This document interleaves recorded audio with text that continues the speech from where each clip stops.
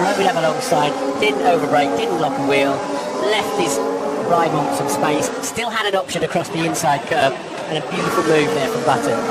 So Vettel extending his advantage, but not by as much, you would think, as Ferrari would have liked on that last lap by 0.2 of a second. 1.5 seconds is the gap between the leading two. Kimi Raikkonen 1.3 seconds further back from Nico Rosberg. Then comes Ricciardo, then comes Verstappen and Sainz and Hamilton, who's still running in 7th place. Massa, Grosjean, Hülkenberg, Bottas and Palmer come next. Palmer running in 12th. Has to be said, Grosjean, who hadn't pitted, was the one who really benefited from that red flag situation. So he got a free pit stop and never lost position. So he's in a good spot there. But Rosberg only 0.2 slower, in fact just under 0.2 slower than Vettel. This has been an inspired move from Mercedes-Benz, and as Ted said, it's a little bit odd that Ferrari went super soft again.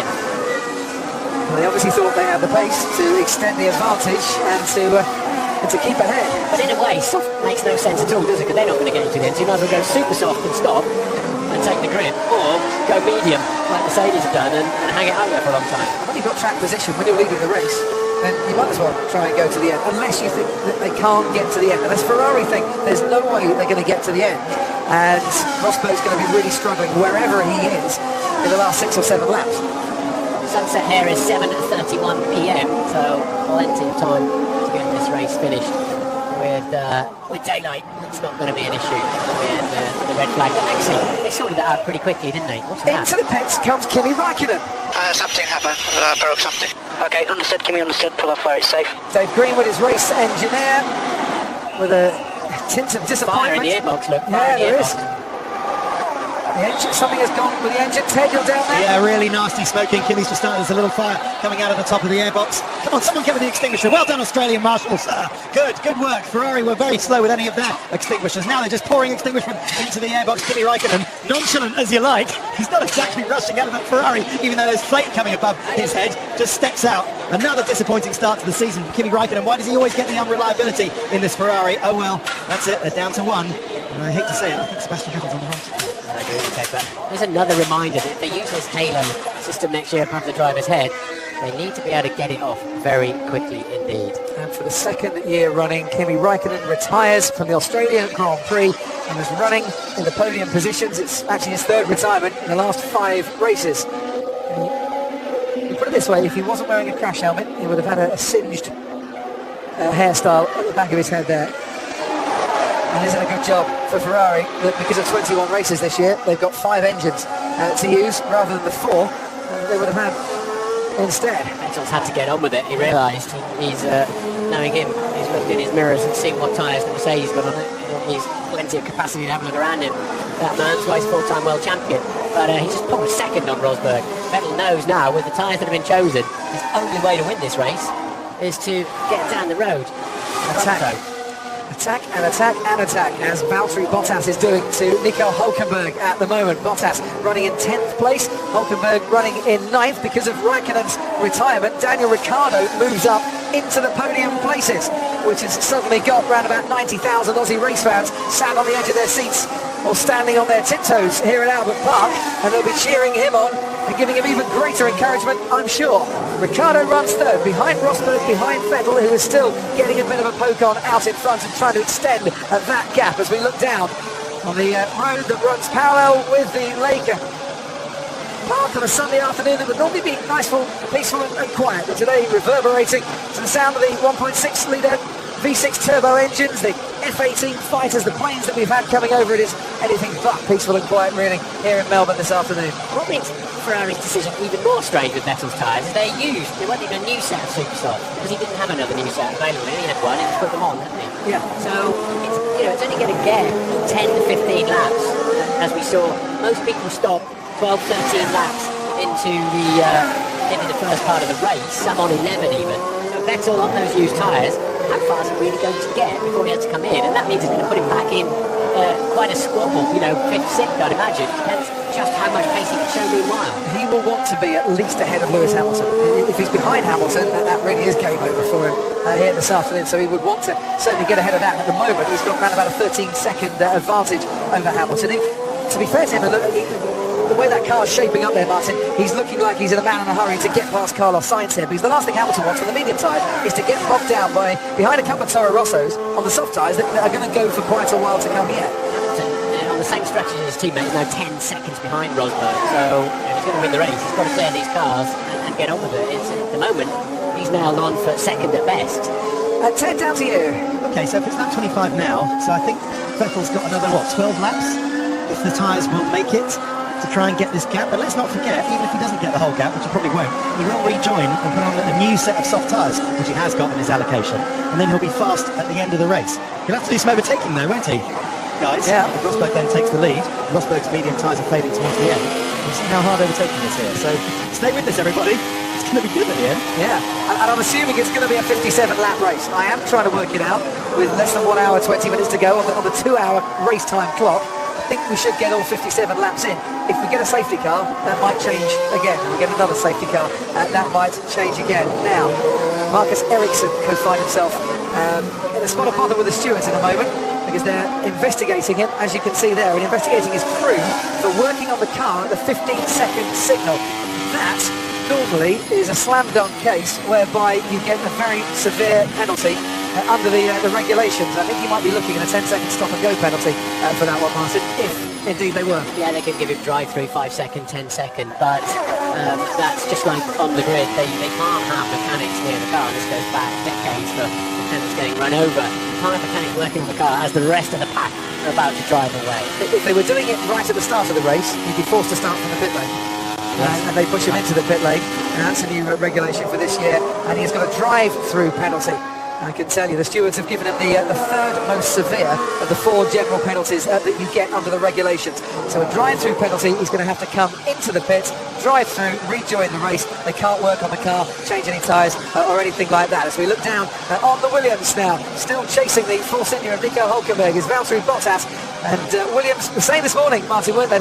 We're racing Force India here today. The trouble with that Force India is when you race it, it's kind of a difficult car to get past. It's pretty slippery in a straight line, isn't it? And of course, he's getting DRS off the car in front anyway. And that's a problem Lewis Hamilton's got in trying to get past Carlos Sainz. His Sainz is getting DRS help from Verstappen from time to time in front of him. So it's pretty much status quo. But yeah, it's going to cost Ericsson about 20 seconds then to pop through the pits at 40 kilometres per hour. In total, it's 24 if you stop for service, and which is not allowed to do, as you rightly point out. But Rosberg is keeping hold of Vettel. Vettel, in fact, has just done a 1:31.7, which is a poor lap time for him compared to what he needs to be doing. And Ferrari looking like they made a mistake. Thrown it away, but that's based on the assumption, of course, that we don't get any safety cars, we don't get any interventions, and those medium compound tyres will go to the end of the race. And we're all assuming that because it absolutely shuts it down here in Melbourne on Friday. We didn't get any medium compound tyre running in. And for once, I'm quite glad that it rained. But it's quite nice to say that we don't know what's going to happen. 3 seconds, the difference between Vettel and Rosberg at the end of lap 27. Ricciardo, 7.3 seconds behind, and maintaining that third place ahead of Max Verstappen. And we could be on for a very, very popular third place podium here for Daniel Ricciardo, who's obviously been on the podium here before, but he had it snatched away from him.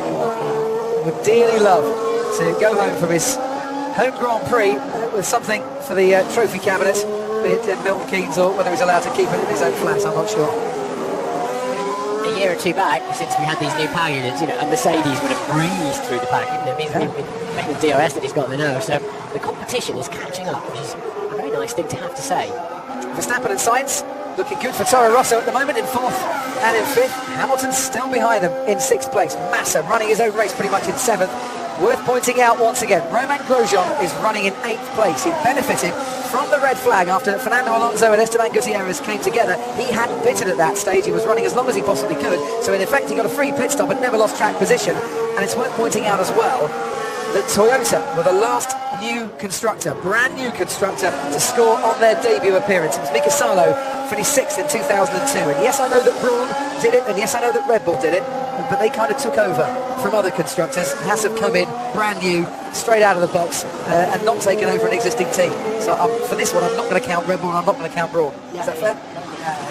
It's up to you. it's your game, your rules you're playing. So Grosjean started on a new set of mediums as well, and his pace is such that with reliability, he looks like he ought to be able to stay somewhere near the tail end of the points as well. But we're only just over half distance. When we get to, we're on the 29th lap. So when we get to the end of this lap, we're just past half distance. Luckily, the red flag didn't actually mess anything up too much, did it? Maybe we lost Raikkonen through reliability. It certainly is. And sometimes, you know, cars having to stop mid-race and then do another safety car restart. You get gremlins like that. They don't really like cooling down. They're being fired up again sometimes. If there's a weakness, it's that kind of scenario often shows it up with a racing car. So we talked about Romain Grosjean, first race in Formula One without assistance and company from the team at Enstone and their various guises. This is the scrap behind him, Sergio Perez and Jenson Button for 12th and 13th, and we saw the approach to turn 13 and we see the exit with Perez on the inside getting past Jenson Button in his 285th Grand Prix here this afternoon. That man there, Rio Haryanto, ending early his first ever Grand Prix. Danny Kvyat, Fernando Alonso, Esteban Gutierrez and Kimi Raikkonen also out of this race. We have 17 of the 22 still running. We're talking about Romain Grosjean. He's pretty soon going to have Nico Hülkenberg, and he's going to have the man behind him, Valtteri Bottas, for very close company. Perez starting to catch Palmer for 11th as well on the previous lap, only by about a third of a second. I'll tell you what though, Palmer, in that Renault, lapping, very similar lap times to the two Mercedes-powered Williams and Force Indians. There's not a huge amount of difference in their lap times. They're a couple of seconds, 1.7 of the leaders, but we'll keep a close eye now on Vettel's time. If he had to pit now, he would come out behind Hamilton and around Felipe Massa, where this man's teammate Bottas down in 10, Massa 7. But Vettel has got to go quite a lot further yet to make sure he comes out. Is it going to be ahead of Hamilton? Well, only because Hamilton's being held up, and he's got to get himself in front of Verstappen and Sainz, and therefore that means Hamilton too. He'd be behind Lewis Hamilton at the moment. It's Felipe Massa, there's that gap there, but they need Ferrari more pace from Sebastian Vettel. On that last lap, Rosberg was actually faster. So on lap 30, Rosberg was a couple of tenths faster. A big lock up there from Romain Grosjean. Maybe starting to struggle a bit, but he's on the medium compound tyre. He's trying to go to the end of this race on those mediums, which is an absolute absolute sensible decision by the Haas team. Their chief strategist, Ruth Bonscombe, to get him to the end of the race without a further pit stop. Jenson Button is not going to go to the end of the race without a further pit stop, and he's the first then, Martin, of these super soft tyre runners to be coming in. Looking at the condition of the tyres, you can see why. Medium tyres going on for JB. Yeah, and they were new when he had the restart. Yeah. I understand that those tyres for Button you had in the race, yeah, it would have been new because he had two sets available at the start of the race. So Button having to come in. You don't know the state of Sebastian Vettel's tyres at the moment. We can see the medium compound tyre there on Lewis Hamilton's Mercedes. Vettel's lost 4 tenths on this lap to Rosberg in the first two sectors. Oh, that's covered the inside off properly, hasn't it? They're costing themselves a lot of time, but you are allowed to move once like that, as long as... Guys, we need to stop. Oh, Carlos Sainz in trouble here. He's coming into the pits to the relief of Lewis Hamilton, I'm sure. Carlos Sainz saying we need to stop, and I assume that's for just a tyre change and not a problem with the car. And Vettel's got to do the same anytime soon. That's released Hamilton a treat, hasn't it? Vettel has to start thinking about the same move. Ferrari will be trying to work out the gaps. But you are allowed to cover the line like that once, providing there's no part of the competitor's front wing anywhere near your rear tyre. But that was quite brutal up the inside of turn 13 there. Carlos Sainz in front of Lewis Hamilton. And that really has cost Carlos Sainz, hasn't it? He's come out behind now Sergio Perez. Perez was running down in 12th place. So he's dropped back an awful lot there, Carlos Sainz. The soft tyre not working. The track temperature continuing to go down. They're all going onto the medium compound tyre. It's got a better working range maybe for these conditions. This track temperature brings alive the medium compound tyre, which is why Mercedes ran it, I assume knowing what the track temperature was going to be and what was going to be happening. Ted, down to you. You might not realise it, everyone, but Rosberg is winning this race. I think he realises it. He's doing just exactly what he needs to do strategically, and I'm just wondering, what Ferrari do next? Do they put the medium tyre on? They've got to, surely. Well, okay, by the evidence of Sainz, the soft isn't going to get them to the end of the race, but it would be quicker. It depends how long, I suppose, Martin. They can eke out where Vettel and what he's doing at the moment. Medium looks like the right tyre, doesn't it? Because Mercedes have gone just fine on the restart. It's two steps different, but... Verstappen's in the pits now as well. Sorry to break in, Martin. And look, Mediums too. This is the tyre. It's the right tyre. but that's a late call from Max Verstappen, and maybe he's made the call for them because nobody was ready with those tyres. That's a very slow pit stop, and Verstappen is going to lose out here. As past our commentary box goes Julian Palmer, so he's at least coming out behind Palmer, and I think he's also behind Perez and Sainz as well. Yes, he is, as they flash through. So he's lost out to his teammate, and he's lost out to a load of others as well there, as Max Verstappen, by possibly making the call himself. Sainz all over Perez, trying to get past the Force India, and that might have wrecked his race. Doing it any good, did it? Palmer then up into the points. Daniel Ricciardo in a nice position now, but with those two Toro Rossos pitting, that's freed Hamilton up a treat. He is now heading towards P2 in this race, I think. You're right. Rosberg is in such a strong position. Ferrari made a critical mistake. Here goes Carlos Sainz on Sergio Perez. He's going to sling one down the inside. Oh, he locks up his brakes. They almost touch rear to front. Toro Rosso to Force India, and somehow the drivers managed to avoid each other as Carlos Sainz gets past Sergio Perez and up into 11th place, and he's a little bit more to go now to get himself off and into the points as we look at Sebastian Vettel and Nico Rosberg. The battle for the lead that was over 3 seconds has now the deficit been halved. How many times I said I have problems with the tyres? I wanted to pit first. And that's Verstappen telling the team. I wanted to pit first. You pitted Sainz before me. I was telling you I had a problem, and you pitted Sainz, as I understand what he's talking about there. But if Vettel has to pit now, he'll come out behind Hamilton and in front of Massa. Ferrari have got to do it. They've got to do it and hope that Mercedes can't get to the end on these tyres.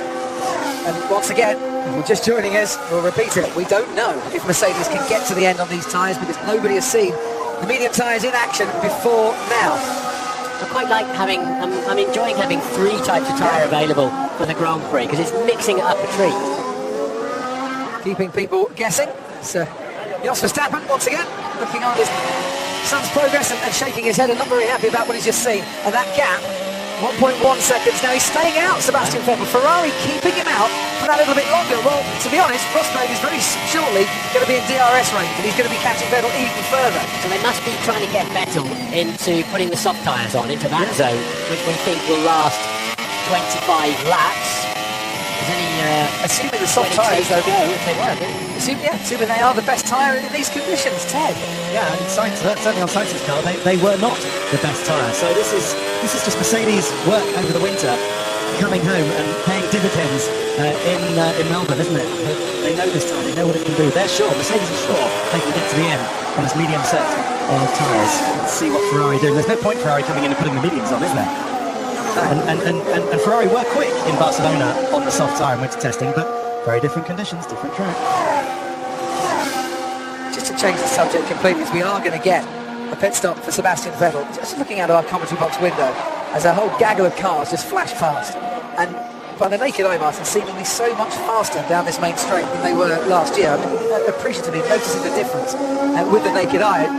Whether you're noticing that on the screen, I'm not sure, watching the pictures, but well over 200 miles an hour down this main straight. They do look quick, but is Sebastian Vettel going to be quick enough on whatever tyres are now going to go on? Is it medium? Is it soft? I can tell you it's going to be the soft compound tyre that goes on to Sebastian Vettel's Ferrari as the team try and salvage what was a race-winning position. It's like they just didn't want to go anywhere near the medium compound, isn't it? But last year, the medium... Oh, they got a problem at the rear? A problem at the front, I should say? That was a slow stop. To compound the problem, that was a slow stop. 5.6 seconds. He was stationary. He still comes out ahead of Felipe Massa, but he's lost 2.5 seconds, Martin. Yeah, it hasn't cost him track position, but it has cost him a little bit of time again. So next man up the road then for him to try and catch is Lewis Hamilton, who is quickly hunting down second place man Daniel Ricciardo. And Ted, down to you, what happened? Yeah, they just couldn't get off. The wheel nut was slow coming off that front left. And Ricciardo going nicely on the soft tyre, it must be said though, Ted. So, we haven't seen it. Let's talk more about Red Bull, shall we? You know, fantastic. They called it right at the safety car at the red flag restart. Here you go, replay. Yeah, they couldn't get that super soft tyre on, couldn't get the gun attached. It never rains, but it pours sometimes. And Maurizio Arriva-Bene shouting quite so loudly at the moment, is he? Fastest man on the track comfortably. Lewis Hamilton in third place. Suddenly, the sun starts to shine. And the light's coming in. The track, he stopped looking at the gearbox of a Toro Rosso. That's That's made his afternoon a little bit better, hasn't it? Not talking about bright things. The Hanto yellow for Jolyon Palmer and the Renault, the 116C, I think it is. The Renault corporate colours now has the two Toro Rossos behind him, Sainz and Verstappen, who was quickly caught up with his teammate. Probably quite glad that Jolyon Palmer's up ahead and maybe holding Sainz up a little bit. This is the battle for 9th, for 10th and for 11th. It reminds me of my beloved Norfolk, mustard. A bit of mustard in Norfolk, hot as mustard. Keen as. It's a great scrap. We've seen Palmer use his defensive skills to ward off Valtteri Bottas as long as he could. Well, he's now got Sainz and he's got Verstappen coming up behind him as well, and no way through into turn 3. Out in front, the gap is 8.4 seconds between Rosberg and Ricciardo. It's 11.4 seconds back to Hamilton. Hamilton just got a second faster than Rosberg on the previous lap. Plenty of time, 20 laps to go, and that place to try and make up the difference. If Hamilton can get past Ricciardo quite easily, he can still have a scrap for the lead at the end. As for Sebastian Vettel, his lap times just about half a second quicker than Lewis Hamilton through the first 2 sectors of what is lap 38 of 57. The Australian Grand Prix here in Melbourne, past halfway distance. We've got 17 drivers still running. And Nico Rosberg on course to start this season the way that he finished last season and pick up a victory, assuming his medium tyres can make it to the end and assuming that he can still keep that pace and fight off his teammate, who the rate he's going will be right with him in around about 10 and a half laps time. Down the main straight, Palmer in 9th place and his racing debut still has Carlos Sainz right behind him. Sainz now picks up the toe, gets into the slipstream, wants that Ferrari power to accelerate it down the straight, wants to get down the inside, wants that little bit more pace, hasn't got it. Renault power keeping ahead of Ferrari power still. Palmer's tyres went on, of course, lap 18 for the safety car, and these two boys are... I tried to get past. Yes. Verstappen, not for the first time ever, is saying, look, get him out of the way, I want to have a go here. Sainz wants to have a go himself. He's lost out a little bit there. He definitely held up his teammate over him and then had to back off himself. Palmer driving very wisely. He's not getting flustered with these two behind him, but they're about to get angry with each other and him. We've heard some colourful language from Max Verstappen once already this afternoon. I would imagine there's a fair bit more coming over the team radio, aimed at his teammates' benefit. But should Toro Rosso swap them round, I wonder? Let me try because this takes too long. Let's do it. I think they're saying, yeah, you can pass Sainz if you want and have a go, but I don't think they're telling Sainz to let him through. I'm not sure he's paying attention if they did, given previous history. Well, should Sainz be told to move aside? Should Verstappen be allowed to?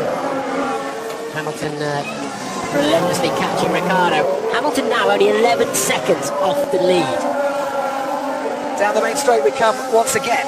Sainz behind Palmer, Verstappen seething behind Sainz, wanting to have a shot at the Renault, can't get past his teammate first. Once again, that Renault showing way better straight line speed this year, isn't it? Because he hasn't got DRS, Joe Palmer, and the two behind him have. And this is where Verstappen and Sainz almost tangled on the previous lap. This time around, Sainz isn't in a position to try and attack that Renault, and they stay Renault, Toro Rosso, 9th, 10th and 11th for that little bit longer. Ted, down to you. So Daniel Ricciardo desperately trying to make his soft tyres work and last to the end of the race. It looks like he might not make it. This is really desperate for Red Bull. What do they do? They've got to try and get to the end, haven't they, on the soft tyres? He's losing a lot of space. He's going to lose that position to Hamilton, you would have thought, Martin. And then he's going to be in a big fight with Massa, who's on the medium tyres, and who we think can get to the end of the race. The trouble is, Ted, he comes out behind Felipe Massa if he stops now. I tell you what, it's all going to close up at the moment, because Vettel's flying on those soft tyres, much quicker than Rosberg in the lead. Hamilton's catching Rosberg as well, so it's going to concertina up, and Vettel's pace at the moment is cracking, Ted, at 30.6 compared to, we've not got driver tracker up there. Well, we have to do something. Yeah. Well, Max, last year you gave us some great overtaking. Let's see if you can throw one down the inside on your teammate this year. But it's often much more difficult to try to overtake your teammate in the same machinery than it is another driver driving another car, and thus it's proving so far. Especially, well, the driver you're trying to overtake is focused on the car in front of him and not you. You can't mug him. You can't just send one up the inside because he may not see you. Push. I am pushing. I'm trying to push. Yes, otherwise we will swap next lap. Okay, so now for trying to overtake. Oh, Marcus Ericsson. The Nancy car's going slow on that part of the track as it behind fast left-hander. That's better. Fernando Alonso smiling. Speaking Italian. It's a proper crash. You've got to respect somebody who has a proper crash. There's Marcus Ericsson again. Problems with this engine or gearbox. Certainly sounded mechanical, didn't it? If you were Toro Rosso, you've got Franz Tost now. Do you want... is he having a go? Verstappen is having a go. Sainz locks up once again. Having problems maybe with his tyres there, but that's a massive lock-up under pressure from Max Verstappen. Did the pressure induce then the lock-up? Sainz is not going to yield, is he? He's not interested. Not interested at all. But I don't think he should. This squabble between these two emerging stars in Formula 1 is going to be like Hamilton-Rosberg, isn't it? And probably even more intense, actually. If you were the Toro Rosso team boss, would you be asking Sainz to move aside? They've told him, really, haven't they? Yeah. Push, or we're going to swap. Whether he understood that exactly, I don't know. Well, he said he's pushing. He said he's pushing, but I don't know whether he caught the swap bit. He was busy, but... Meanwhile, as we watch the battle for 9th, 10th and 11th, and that is Franz Tost shaking his head and wondering, what did I do to deserve these two precocious young talents, in overstood a word I say. Lewis Hamilton is within DRS range of Daniel Ricciardo, and now Sebastian Vettel is less than 7 seconds behind Lewis Hamilton and lapping 7/10 quicker on the previous lap, and Nico Rosberg out in front has a pretty much 10-second gap between himself and Ricciardo. Hamilton with DRS